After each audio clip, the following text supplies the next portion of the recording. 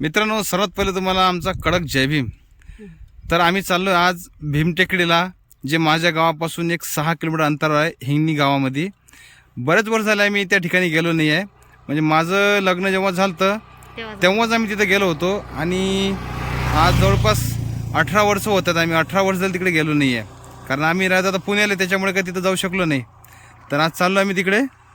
तर तुम्हाला पण दाखवतो आमच्या ब्लॉगच्या माध्यमातून भीमटेकडी कसं ठिकाण आहे. तर चला मग निघूया. ठीक आहे.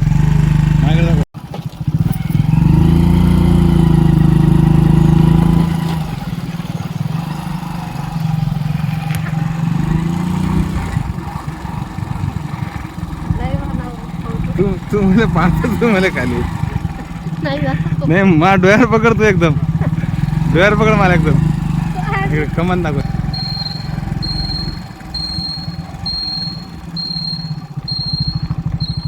हे पोचलो आपण भीमटेकडी. मित्रांनो, आता आम्ही पोचलेलो आहे भीमटेकडी या ठिकाणी. तर तुम्हाला इथला पूर्ण परिसर दाखवते बघा. खूप वर्षानंतर इथं आलेलो आहे.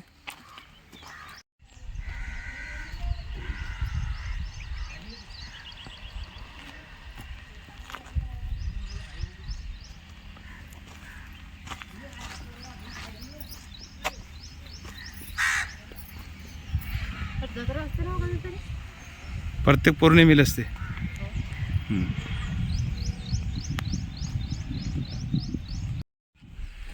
मित्रांनो, तुम्ही बघू शकता बाबासाहेबांचं कसं स्मारक बांधलेलं आहे इथं.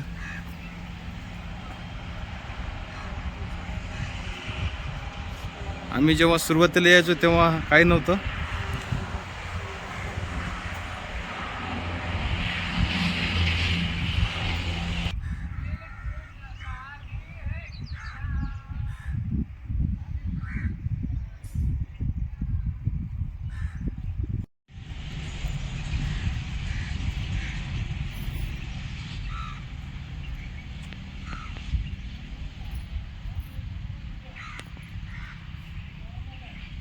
बरोबर नको.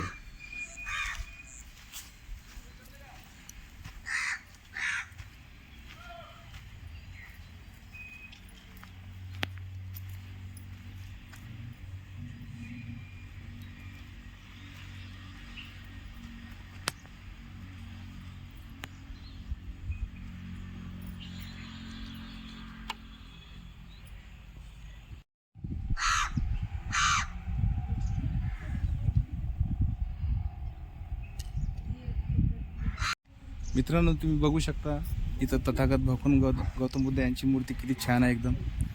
एक पाठीमागं पण आहे.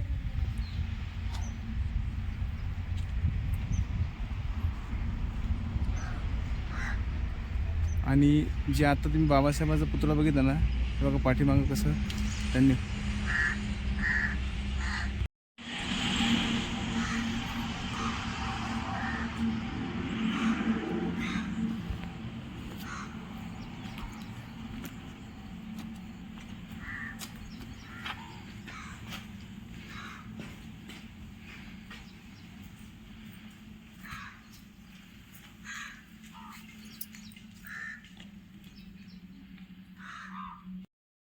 मित्रांनो, तुम्ही बघू शकता आता बुद्ध विहारच्या आतमध्ये आलेलो आहे मी.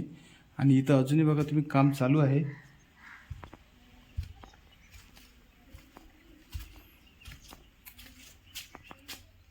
हे पण तथागत भगवान गौतम बुद्ध यांची मूर्ती आहे बघा. मित्रांनो, या ठिकाणी प्रत्येक पौर्णिमेला एवढी गर्दी असते ना, की अक्षरशः इथं कुठं पाय ठेवायला जागा राहत नाही, एवढी खूप गर्दी असते मित्रांनो. तर आता नेक्स्ट टाइम आम्ही पौर्णिमेच्या दिवशी इथे येऊ, तर तेव्हा तुम्हाला नक्कीच पाहायला भेटणार की पौर्णिमेच्या दिवशी इथं किती गर्दी असते.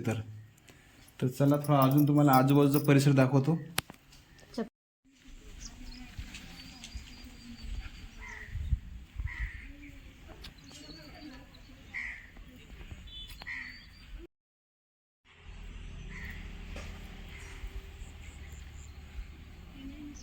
प्रत्येक ठिकाणी मूर्त्या बसवल्या.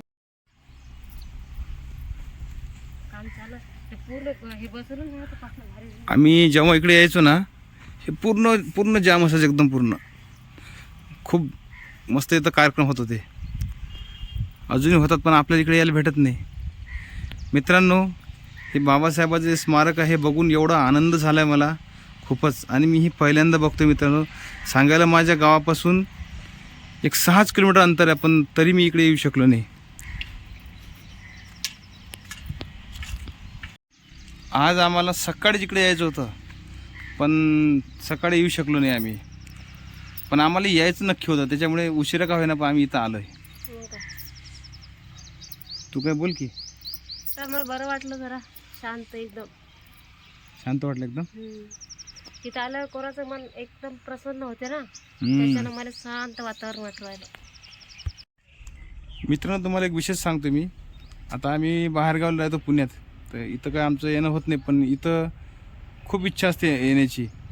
तर आज आम्ही इथं आलो आहे आणि तुम्हाला ह्या ठिकाणी म्हणजे आमचं जेव्हा लग्न झालं होतं ना, तर तेव्हा आम्ही दर्शनासाठी इथं आलो होतो. तर इथला आम्ही फोटो काढलेला आहे बघा. तर तो तुम्हाला ह्या व्हिडिओमध्ये मेन्शन करून दाखवणार. तुम्ही बघू शकाल की किती वर्षापूर्वी आम्ही इथं आलो होतो. 18 वर्ष झालेत ना, म्हणजे 18 वर्ष झाले मित्रांनो. 18 वर्षापूर्वी आलो तिथं. आता बाहेरगावला राहतो म्हणल्यावर इथं यायला वेळच भेटत नाही. पण पुण्यात असताना आम्ही भरपूर ठिकाणी बाबासाहेबांचं जे घर आहे तिथं पण आम्ही भेट दिलेली आहे. तुम्ही मागच्या ब्लॉगमध्ये बघू शकता तुम्ही.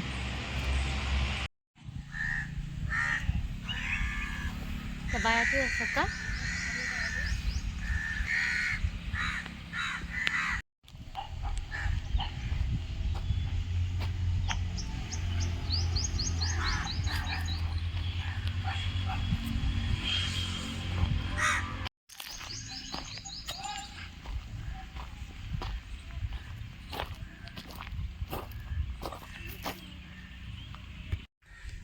मित्रांनो, आता आम्ही ज्यावेळेस इकडे आलेलो आहे ना, तर आता सध्या इथं झाडं म्हणजे हिरवेगार दिसत नाही. या झाडांचे पानं जसे गडलेले आहेत.